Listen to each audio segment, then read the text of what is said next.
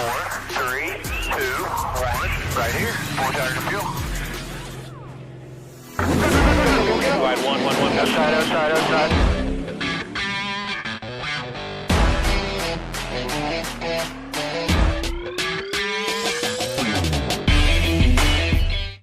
Hello, everyone. Welcome back to the Four and Fuel podcast, episode 10 today, and we got a special guest with us. We've got Jaret Lundberg, also known as the Iceberg. How's it going, man? Going good. We got to have a little bit of a conversation before this, so I already know how this is going to be pretty fun. I can't wait, man. I can't wait. And we got Kevin back today. How's it going? It's going good. 10 for 10. Steve and Wes couldn't do it, but right now I'm 10 for 10, so I'm glad to be here. Yeah, they really flaked on us. They really did. Well, Wes just tired. Last second too. Wes said he was tired, and Steve, I didn't hear. I was in the car. I was doing some DoorDash stuff. I think he's working or something. Yeah, he said he was stuck somewhere. Yeah, Yeah. I don't know what happened. I was like, okay, well, hey. It's all right. He has a question for Jaret. We'll get to it. But we want to take the first half of the show to, really, talk about you, Jaret, get through that and, just describe your experience since you really started on YouTube. Oh God, this will be fun. I'm trying to think of the good highlights from that I can say without getting in trouble from the last 2.5 years. It's been a roller coaster, man. It's been like I said it before. I started doing YouTube to really just sort of save me being a fan in NASCAR. I'd been, as you can tell from the background, big Earnhardt family. I was a big Junior fan since I started watching in 2005. He retires in 2017. And I realized that between the rule changes, between drivers I like retiring, between my favorite driver retiring, I'm falling away from this. I don't want to. At that time, I'd been watching a lot of different YouTube communities. I've been watching different Star Wars, Jurassic Park ones, politics, all of those. And I saw a lot of them were doing these live shows and nobody else was doing it with NASCAR. And I'm like, why don't we try this? This other guy is starting up around the same time, put out a video I really liked. And I sent him an email. It was Danny B Talks. Mm-hmm. And he and I sat up, watched the they're not Gatorade duels anymore, the Daytona duels in 2018 and talked about it. And I think the first episode went 3 hours. I mean, we had no structure whatsoever, no rhyme or reason. But we had fun. A few weeks later, we had this guest come on that Danny had got for us, Eric. And, we had fun with him on that one. I think that one was 3.5 hours. Like I said, well, I think the longest we did was almost 4 hours. And wow, there's a funny story with that one, though.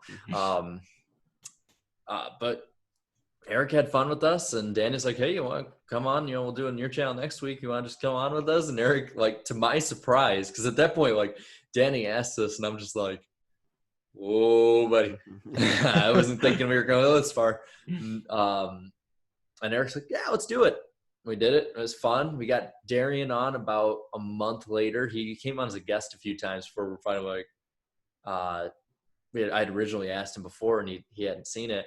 And he just goes, yeah, can I be on this thing? And we're like, yeah, why not? We had us 4.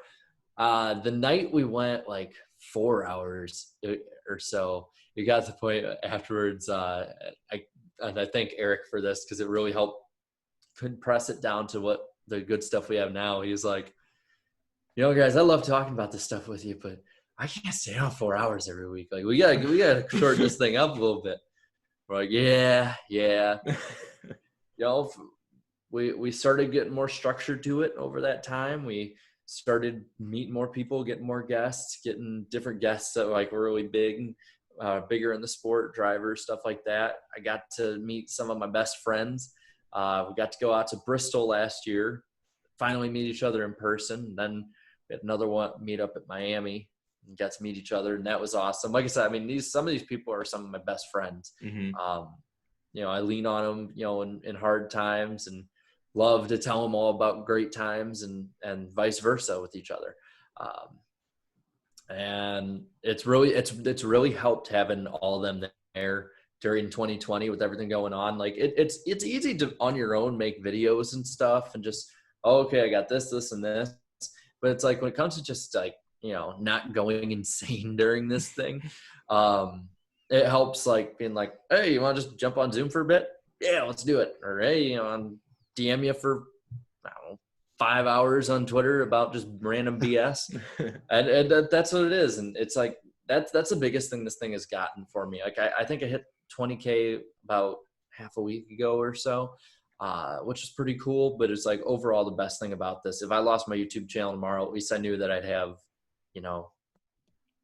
3 lifelong friends right there, awesome friends, and then also a bunch of awesome friends that, I can talk racing with. I didn't get that growing up. I talked with my family, which I'm not taking them for granted, but I'd go to school and it was pretty popular to get made fun of for being a NASCAR fan. You were the dumb redneck of the group, and so like getting to talk to people and all NASCAR all the time. It's awesome. And it probably takes a bit of a load off of my parents and everyone around me at family meetups and family gatherings that I'm not constantly same thing over and over and over. That's the biggest thing like that I've gained through this, just a whole lot of friends and a whole lot of great people. Yeah, no, you described that situation, through high school, just school in general. I knew maybe 2 or 3 people that also like NASCAR. Didn't really like talk to them. 2 of them were Dale Jr. fans. That was expected. And one was actually a Truex fan, but that's a lot to do with, being in New Jersey. Yeah. So hometown driver, the only guy who's really up in the Cup Series. But, you were talking about the weekly podcast. You do. Favorite guest that you've had on there? Oh man, there's a lot to choose. There's over 100 now to choose from. I'm like overboard a little bit when it comes to stats and stuff. So I've kept track of who's been on how many episodes and stuff, and we've had just about 100 guests at this point. That is tough. Mark Martin this week's pretty hard to beat. Just because like before and during when we had to take an intermission, the guy just was he was like an endless fountain of NASCAR knowledge, just never ending. And I'm not complaining at all. It was amazing. Mm-hmm. Steve Phelps was really awesome. A lot for what he said. I mean, we had, at one point we got, during that week, Matt Weaver wrote an article about us, and that was Matt Weaver's a good guest we had on. Mm-hmm. But that was pretty cool. Like that much respect from someone that big in the industry. Yeah. But Phelps is good too, because like we've been working on that since August. Mm-hmm. Phelps was good. Bobby Allison was really awesome. Bill Lester, like that, we got to get Bill Lester back on. He was one of the most underrated guests we've ever had on, because he just no filter, and I love those kind of guests, because it makes stuff so much easier, because I'm like, hey, I didn't want to ask about this, but you just said it for me.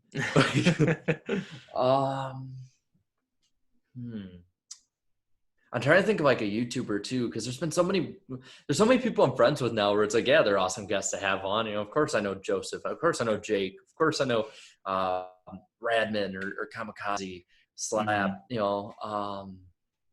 Roots. There's been a lot. I can't choose one. I hope that's not a cop out, but it's like I'd have to say Mark Martin's up there. There's a few guests we're working on for the end of the year that might top Mark, but I'll leave that for people, when they see it to decide. No, it's so cool to, see how far you guys have come, and you're still rising. And I think that's so awesome. And You know, Yeah. just seeing Fingers crossed. Yeah, Fingers fingers crossed. crossed. Keep rising. Oh yeah, you guys keep getting these guests, and it's so cool just to be able to sit down for a couple hours each week and listen to what you guys have to say. And you keep bringing on guests like Mark Martin, and it just keeps everyone involved and interested, and it's something different every week. And it's so cool because with Mark Martin, you could be talking about something that happened yesterday, something that's happening next week, or you could take it all the way back to the 80s, the 90s. It's just so cool. And you mentioned you're a Junior fan, Earnhardt fan. How do you feel about Dale getting into the Hall of Fame as a first ballot Hall of Famer? Biased Dale Jr. fan, love it, absolutely love it. But I will say I had to take that cap off when it happened and be like, okay, is he actually? And I'd looked at it before, but like, I'll look at this again just in case my bias got in there. But it's like I don't see change this name, this man's name from Dale Earnhardt Jr. to John Smith, some just random guy, and those are Hall of Fame numbers just in Cup. I mean, when he retired, I think it was 29th all time in wins. He's currently 31st. I think he's tied with Fred Lorenzen. I think he's tied with, which is a great driver in his own right. I could be wrong though, but he's got all these wins in Cup. He's got 2 Daytona 500s, finished in the top 5 in points, I believe 4 times. If I'm not wrong, top 10 in points about half of his career. Has more wins than all but like 5 active drivers right now, and those guys are are first ballot Hall of Famers, no problem. Jimmy Johnson, Kyle Busch, Denny Hamlin, Matt Kenseth, Kurt Busch, Brad Keselowski. So there's amazing. I don't see how he's not. And then you look at what he's done as an owner. The multiple championships with Chance 2 and JRM, the numerous wins, the championships he had in 98 and 99 in the Busch Series. And now he's an announcer who, in my opinion, is today's Benny Parsons, just with the enthusiasm, the knowledge, and just the likability up there. I guess you would say a most popular driver who held the sport, but at the same time, I don't like putting too much credit to those, because anyone can win a fan vote. Doesn't mean they're good. But he did carry the sport after his dad's death all the way to his retirement. I still think he's the most recognizable face in the sport, and he's not driving anymore. So there's no way in hell anyone can tell me Dale Jr. is not worthy of his first ballot Hall of Fame status. And I can tell you that if they let people at the induction ceremony or be outside, I'm driving down to Charlotte and I'm going to be there. Even if it's just me reporting from the outside of the Hall of Fame, I don't care what it is. I'm doing it. I'm going to be down there. Yeah. No, you got to look at it. A lot of people like to look at it is, can you write the story of NASCAR without Dale Jr.'s name? And you just can't. Dale Jr.'s got to be in there. And I had the same feeling with Jeff Gordon. I was a Jeff Gordon fan when he got inducted. I was a little upset that he didn't get the unanimous vote. There were 2 people who didn't vote for him. But then again, you have to look at Richard Petty and Dale Earnhardt Sr. did not get unanimous vote either. So why does that allow Jeff Gordon to get that? And I expect the same thing to happen with Jimmy Johnson. I think he deserves to be unanimously voted in, but I would not be shocked at all if he doesn't. And it was actually pretty cool. I met Jeff Gordon the day after, the day after he got named into the Hall of Fame. It was actually really cool how that all lined up. I went to Charlotte, and I guess I'd have to predict that was one of the first, at least 100 people in person to congratulate him. So that was pretty cool. My number could be wrong there. He may have seen like 1,000 people that day before, but I mean, I'm going to say 100. But, the Hall of Fame, I think it's going to be a lot harder to make decisions now that, the requirements are, we have less drivers going in, 2 modern day and 1 in the Pioneer era. So it's going to be interesting to see the years go on. I think it's great for Dale Jr., and it only adds to the legacy that he is still fulfilling, in the broadcast booth. So I'm gonna jump into Steve's question that he's leaving for me. What's your favorite series on your YouTube channel? Kind of mini series that you get to do. This is perfect timing with what I announced yesterday. I guess because after this year, to be the only one left is the revisited ones. I loved doing series back in like 2018, 2019, but it just got to the point where I think my channel started outgrowing them. People already have labeled me as like the heartbreak missing rings guy, and I'm like when I did a collaboration with Slap Shoes, like I know the person who knows a thing or two about missing rings. And I'm just like, I was watching that, and I'm like, I finally did get a label on me. And I enjoyed doing those, but it just became the same thing over and over again. Tell why a driver is good, show some wins, show anything else that needs to be shown, show them choke. This is what happens, blah, blah, blah. What if they got their missing ring? I liked them. I might do like a one-off for 2020. But as for regularly doing those, done forever. Devil's Advocate, done forever. Trying to think what else. Revisited, I just sporadically do them on major occasions and deals. And then after this year, I will be done forever with the playoff videos. The playoff ones were fun. They were really fun at first. But again, it got into being overly repetitive. And that was the big problem, is it just became like I was doing it for a paycheck almost, I monetized, like that shouldn't be a surprise to anyone, but it felt like I'm up, do this video, guaranteed 10 to 20,000 views, whatever. But it's like, I like doing other stuff, just standalone stuff, thinking of new ideas to put out there or new subjects that people might not know about instead. So I'd say overall the revisited ones, because I can still do that with that series. But it all depends on how the last 3 playoff videos do. I'm tentatively planning 2000, 1994, and 1992 being the finale. That's what I'm tentatively planning. And what your YouTube channel, it has you come up with some of the most creative ideas, in my opinion, out of all the YouTubers. How do you come up with these things? Do they just kind of come to your head at random points, or do you kind of sit down there and come up with some topics?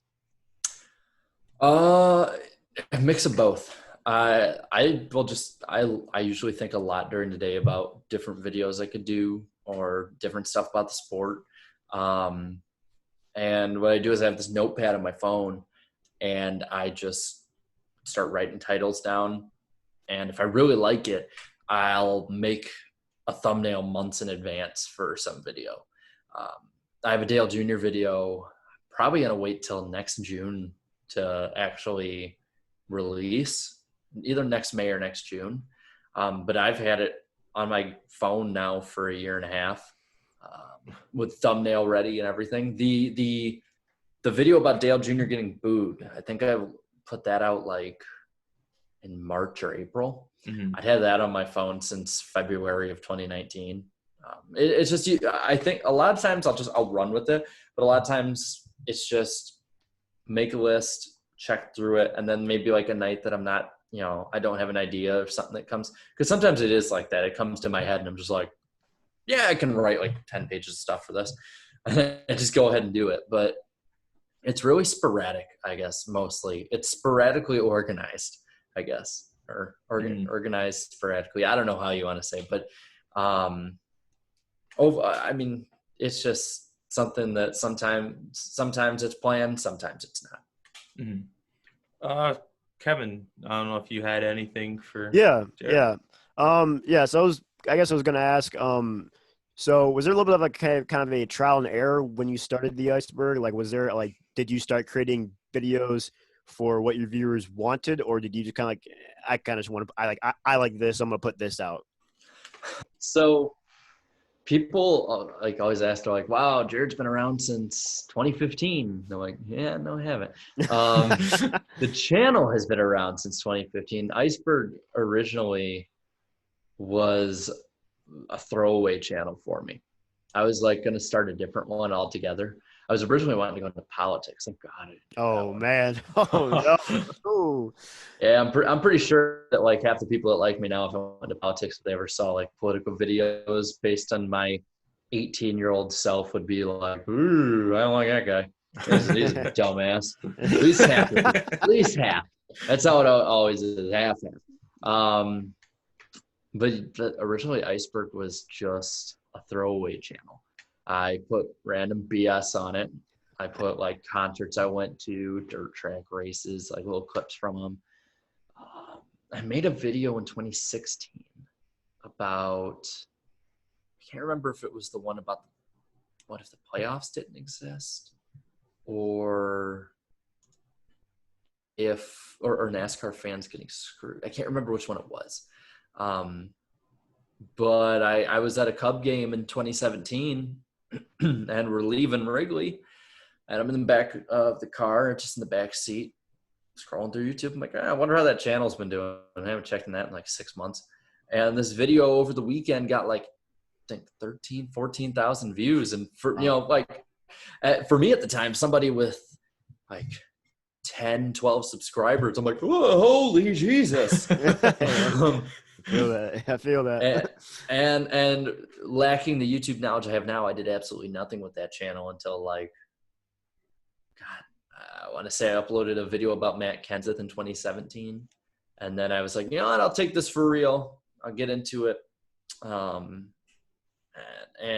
from there, I started just wanting to do the podcast on my channel. That turned into doing different stuff. And at first it was stuff I liked, and then people liked it too. And I'm like, all right, cool. That's always good. That's always good when people like what you like. So the Jeff Gordon one, the Missing Ring Jeff Gordon, I think 2014 was the first time I was like, at that point, like fall 2018, I'm like, all right, I'm going to take this serious. I finally hit 1,000. Let's have a regular upload schedule. Let's do, 2 videos a week, a Missing Rings every other Thursday. It'd be great. I planned like through 2023 to do Missing Rings videos. I had like a plan of all these different series and all this stuff. Over time, it just sort of stuff grew. I did different series, like the Devil's Advocate one, that sort of fell away. I wasn't having fun with that one. It wasn't that I didn't like people disagreeing with me. I like that. It's fun to mess, to kind of mess with the base like that and be like, I'm going to say something you don't like. There's nothing you can do about it, but just like, it just wasn't something I liked doing. And a lot of the times there's like 2 main things I look at when it comes to whether or not I should stop doing certain types of videos. One is view counts. That's the lower one for sure, but it's still something that's like, listen, this is screwing my channel. And then the other one is am I having fun with it? Like, I'm willing to have videos that don't have many views if I like doing it. I did a video on Curtis Turner. One of my favorite videos on my channel has like not even 5,000 views, which for a channel my size is like pretty bad. But generally, I like doing stuff that I like having fun with, but if people don't like it, I will shy away from it. I know people, the base is really weird. I've learned. They'll ask like, hey, do this video on this. And there'll be like 100 and something likes on it. And I'm like, oh, what the heck, I'll do it. And then like nobody watches. I'm like, guys, this is why I don't always listen to what you say. Exactly. Everything really just changed with the Teresa video. Like, oh yeah, Teresa Earnhardt, yeah. When that one took off, like my channel changed forever. That was like in my opinion, like the podcast was the first defining moment, and stuff with the podcast has changed it a little bit. It's changed our group. But for my channel specifically, that Teresa Earnhardt video changed my channel. Like you look at the Social Blade, graph, and it's like da-da-da-da-da, ding, and then the way different angle than it was before. That right there, like more people got in, started finding out more about the algorithm, what worked with that one, what didn't. So I guess to say, like, if I do it, like why I do it, who I do it for, it's like a lot for me, but I do, if people don't like something, I won't do it, kind of thing. You know, if I won't say I've completely, like, I only do it for views thing, but I'd be lying if I said it wasn't part of the reason. But as much as I don't like Teresa Earnhardt, she really helped me out there. Yeah. So kind of adding on to that algorithm thing, how did you find out what kind of worked best to get the views that you do? Because for each type of I guess not platform but community, I guess there's always a different type of secret sauce, I guess you can call it, to kind of see what the people like and see what kind of gets the most views. Because you definitely don't clickbait. I can tell you that you definitely don't clickbait. Like, what you have on the thumbnail and the title is definitely what you put into your content when you actually watch it. But how do you kind of work things together to create the good content that you do that appeals to the people? It started more as just trial and error. My videos, even after the Teresa one, were still very hit or miss. Mm-hmm. But I started learning, like, well, I don't have to do clickbait. If like, there's certain ways I can make titles where it's like, that's intriguing. I want to see, like, what's the answer to that question, or changing the thumbnail up a bit to catch the eye better or something. Just little things like that, and it heightens people's curiosity with it. That's something, like, I started thinking more, and this is something I should have been thinking with all along, but I'm like, why would I click on this video? Like, I saw some of my older ones, and I'm like, I know this is good, but a NASCAR video with Woody and Buzz Lightyear on the front, I wouldn't click on that right away. But a video with Jeff Gordon and Dale Jr. side by side that really pops out to people about, X race or, Y season, I'd click on that as just as a fan. I've seen videos that other people have done, smaller creators have done, and I'm just like, I'll give that one a shot. So it's just stuff like that. It's stuff that people don't tell you right away, but they don't tell you is because they think it's obvious. There's probably stuff that I'm thinking is obvious right now that 2.5 years ago I would have thought, like, I wouldn't even think of that. It's just something that you pick up over time, and you sort of just make it part of your routine with it. You think going through it, like, I'd leave notes like, this is a good tag to put on it, stuff like that. Just using everything YouTube gives you to the full advantage, whether it's tags, whether it's cards on different videos, whether it's thumbnails, titles, descriptions, other social media that you can share it on. Just, there's so much stuff that you can use. You just got to figure out what works for your content and what works for the people you're trying to reach with it. It's just something that over time I had to learn with a lot of trial and error. So my final one right here. So do you have any aspirations to kind of, I guess, kind of like how what Joseph Lombard is doing, trying to get into, Fox or NBC, trying to be like a reporter for them? Do you have any aspirations of doing that, or are you content with just what you're doing with YouTube right now, just kind of plan to expand on YouTube? Overall, right now, I love what I'm doing on YouTube. What's awesome about it is that my channel overall has been, and I'm not meaning to, like, I'm not doing, like, a brag on purpose or anything, but it's been doing really well. Over the last, I'd say since last June, had some stuff go on, and I just got really motivated towards YouTube. Like, I'm gonna make this the best that I can make it. It's been really doing well, and I've been able to use it as a job to help me through college. Like, I don't have to, like, get a delivery job or go to, like, work. I don't have to go back to the grocery store I worked at, kind of thing. I can do something I like to do, and it's really helped me just feel a lot happier and more clear in my life. But I know that after college, with how the channel is now, and even the trajectory it's going to be a year from now, it's probably not going to be something I can really live on. I got to make something more definitely of myself. But I would, if in a perfect world, I'd love to be independent.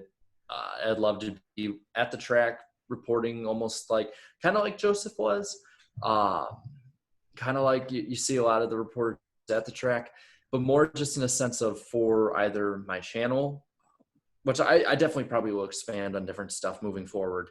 The more in depth I get and knowing in the sport, like I know a lot of people, I've been blessed to meet and know a lot of really good people and great connections in the sport. A lot of people hopefully have a favorable view of me. I know there's a few that don't, but that's just how it's going to be in any industry. So I might go that route. I might go into NASCAR, and work in a different department or something. Mm. I can't tell right now. I just know that 5 years from now, I'll be in the sport in some way. I hopefully will still be doing YouTube stuff. I love, like I said, I love doing YouTube. But in a perfect world, I'd love to be reporting every week as a member of the podcast and getting clips and stuff to make the show even better. I think that's something that's going to happen as we go through time. I know the work ethic of Eric, Danny, and Darian. And I know how myself I am with that. But I know I can't confirm that I'm not going to be doing the exact same thing I'm doing now, I guess is what I can say. But it's so, with everything going on and just, this point I am in my life, it's really hard to say overall, but I will be doing something in the sport. I plan to be in the sport a long, long time. Okay. That's what we love to hear. I'm sure you've got a ton of fans that want to hear that. There's probably new fans that don't even know that you're going to keep doing that, but are going to love that you're going to keep doing that. And that's what we love to hear. We want as many fresh faces in the sport as possible, and people like you that are so invested and that could talk all day about the sport. We need more of those. We don't need those people in the, on Reddit, the Facebook comments see one post and just put the most blasphemous type of comment ever. But, before, we end here, so if it's all right with you, we talk about the past weekend in Indianapolis with you and get you to take. First thing we were talking before the show, competition cautions every week I think we all can agree that if they have not been very, very good. I went on a rant a few weeks ago, so you guys don't have to hear my rant again.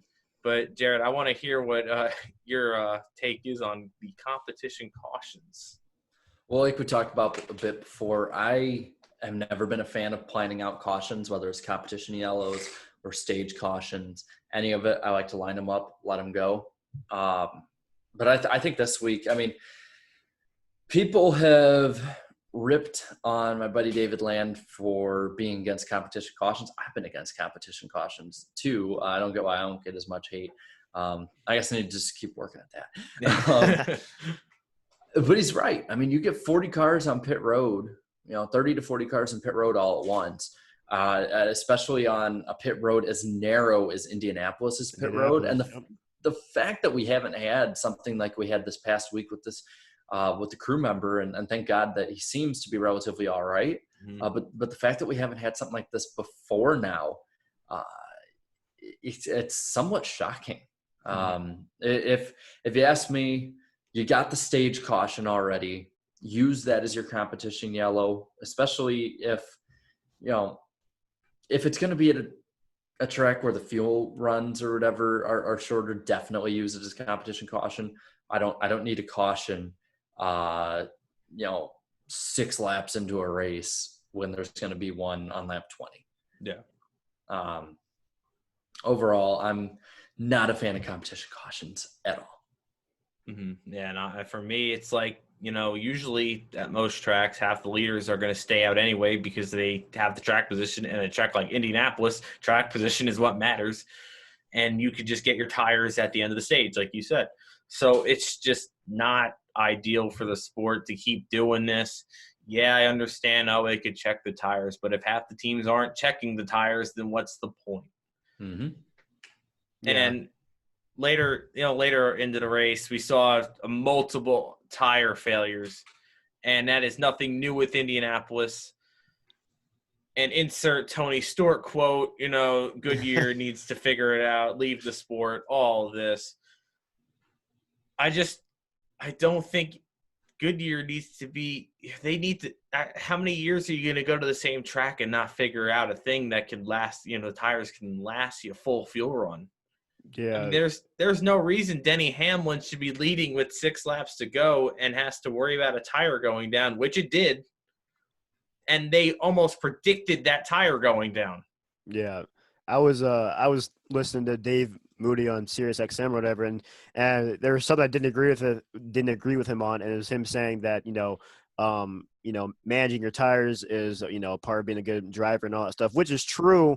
But Dom, you made a good point saying year after year it's the same problem. It's not like this was a singled out event that just happened to have some bad tires. This has been a constant problem at Indy over the years, and Goodyear either has not done anything about it or whatever they're trying to do definitely is not working. So it was definitely tough to see Denny Hamlin there, which I thought he was gonna probably win the race, especially with how bad the package was. And then all of a sudden he's just in the wall, and then we rebunch back up again. And then you go back to Matt Kenseth, and now with his fresher tires, he can't get around. It's just there's a lot of stuff has to be done with Goodyear at Indy and the tires that they have and all that stuff.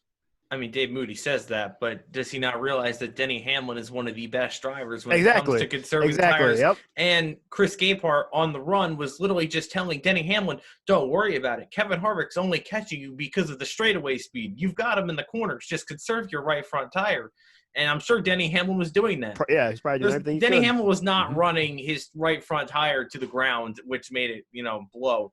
And are you going to tell me William Byron, after about 10 laps on the track, on a restart, blows the left front? That's because he overheated the left front tire? Yeah. Byron was my guy I chose last week on last week's episode. And yeah, it was after the restart. I look up from my phone, and then I see the 24. He's blowing up down the front stretch, and I'm just like, "What happened now?" And he blows a tire, and it's the left front. It's not even the right front, the one that everybody was having the problem with. It was the left front. I'm like, "Well, how does that even happen?" It was really frustrating to see. I mean, from a standpoint of excitement, the restarts were exciting, but from a standpoint of quality tires, the quality was not good. The quality was not good at all. And you speak about the quality, Jared. I want to bring you in. We talked before. You're very adamant about not being at the oval anymore. It's time for NASCAR to make the change. Can you explain that a little bit? My deal more is well, one, the racing isn't the greatest to say the least, but the fact that NASCAR is really, at this point, in my opinion, being propped up by another organization's history. It's being propped up by IndyCar and Open Wheels history at the track, especially at the Oval. I think that overall, the better show for stock cars is on the road course. The Oval is is amazing for IndyCar.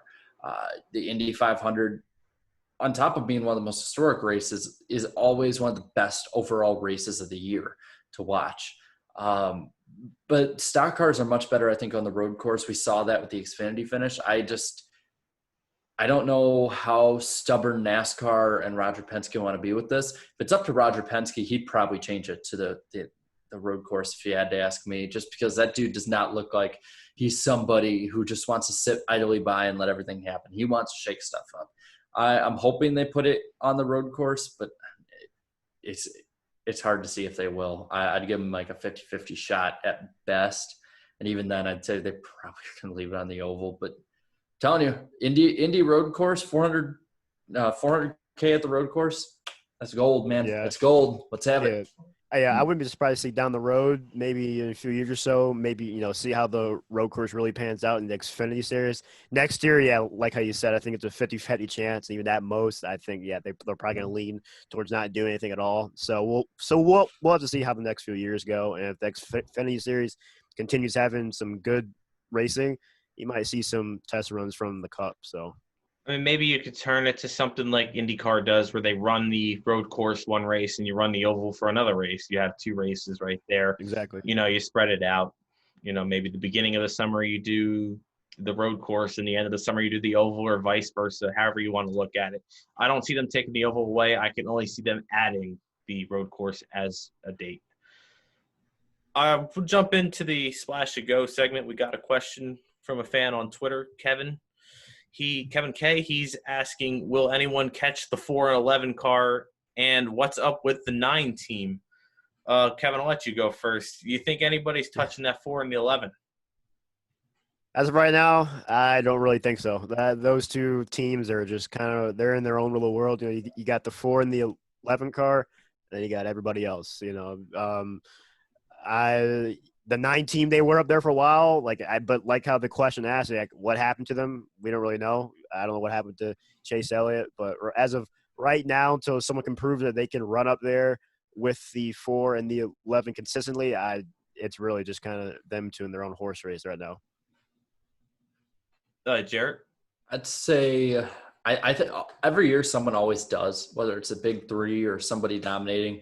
By the time they get to the end of the playoffs, Homestead, there's somebody that catches up with speed. If I had to place my guess right now, I'd say either Ryan Blaney or Kyle Busch. Kyle Busch is the one who would be able to pull the rabbit out of his hat, in my opinion, quicker. Because I think if he and that team adapt to having no practice the way that it seems like, because they pretty much said that's what's hurting them. Mm-hmm. If they adapt to having no practice, then I think he's the most dangerous person to look out for. Yeah, and I agree with that. You got to look at them as threats. At one point during the race, the top 3 was Harvick, Denny Hamlin, Chase Elliott, and I think it was Jeff Gluck that tweeted, or he retweeted or something. You're most likely looking at 3 of your championship 4 in 1, 2, 3.